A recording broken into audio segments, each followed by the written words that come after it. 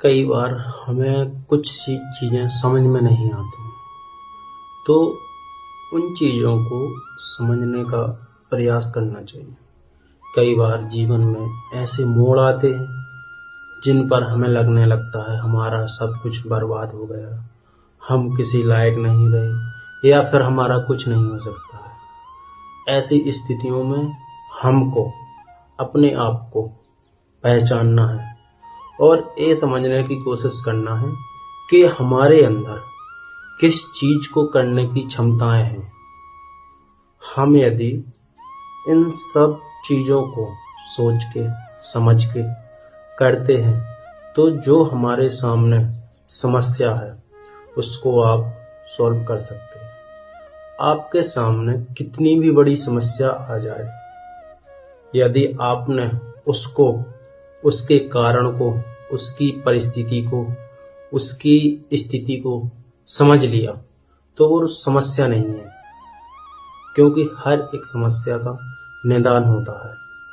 इसीलिए हमको पहले सामने वाले से ज़्यादा सुधारने की ज़रूरत नहीं है, हमको पहले अपनी खुद की कमियां सुधारने की ज़रूरत है।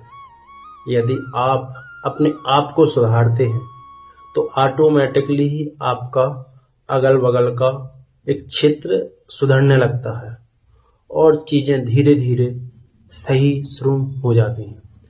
जब आपको लगने लगता है कि हम किसी काबिल नहीं हैं, तो आप वहीं एक ये जो नहीं वाली काबिल वाली बात है, इस पे थोड़ा सोच के फिर समझो कि यदि हम ऐसा बोल रहे हैं तो क्यों बोल रहे हैं, ये हमारी समझ है या ना समझ है। इसीलिए हमको अपनी समझ को विकसित करना है और अपनी क्षमताओं को पहचानना है कि हम काम करने में सक्षम हैं या नहीं।